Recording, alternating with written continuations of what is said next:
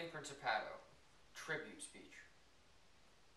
The object of war is not to die for your country, but to make the other bastard die for his. This famous quote has been embedded in the minds of U.S. soldiers ever since it was delivered in a famous speech before the D-Day invasion of World War II. American soldiers called him Old Blood and Guts for his daring tactics used on the battlefield. The German soldiers called him the American Guardian and the best America has to offer. Even Adolf Hitler, the Fuhrer of the Third Reich, referred to Patton as that crazy cowboy general. Truly, a warrior of many names, General George S. Patton played a monumental role in the Allied victory of World War II, and in doing so, he changed the world forever.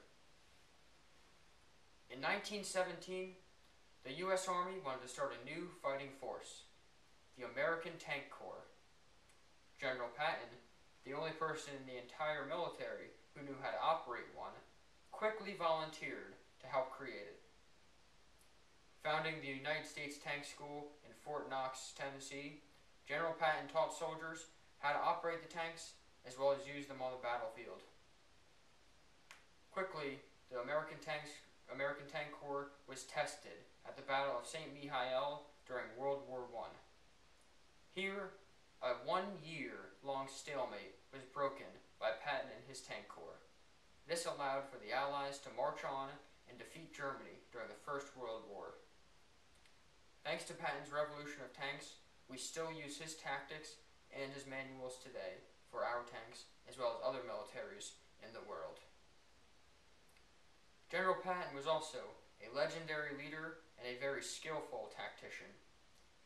During the Second World War, General Patton commanded the Third Army, an army whom under him killed over 1 million German soldiers, as well as reconquered the most land than any other army in history. In an ingenious move engineered by General Patton, the Third Army was able to liberate Paris from German control. From there, the Allies marched on across Paris until they were met with the last German offensive of the war, which was later known as the Battle of the Bulge. Thanks to General Patton and his tank corps, the Allies emerged victorious and were allowed to continue and march on the fatherland, Germany's heart. In this, General Patton is a strong warrior. Even though his leadership was questioned by his superiors, seen as overambitious and impulsive, General Patton still got the job done.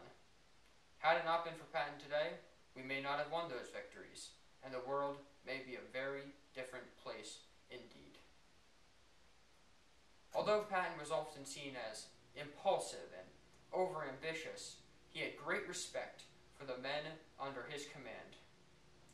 Unlike other commanders at the time, General Patton made sure that hot food was readily available to soldiers who wanted it, and mail deliveries to loved ones were prioritized. Also, the use of showers was encouraged to soldiers because the cold winter did a number on them, and he wanted to make sure that they were warm and ready to fight at a moment's notice. General Patton treated his soldiers like relatives and was very caring towards them. He even made sure that if they were wounded, they had enough morphine to get through the pain and to fight through it. Lastly, General Patton was a great individual whom anybody could look up to. Civilians and soldiers alike can strive to be like General Patton. His discipline, compassion, respect, and ingenuity are all things that we can look up to and strive to better ourselves based on that. General Patton, even in death, continues to live in the minds of American soldiers and officers when they make decisions and go into battle. General Patton is known for his treatment of soldiers with compassion and respect. He treated them so well that many soldiers considered General Patton as a great-grandfather, a very kindly grandfather. But he made sure that the soldiers all knew the one object of war: not to die for your country, but to make the other bastard die for his. Thank you.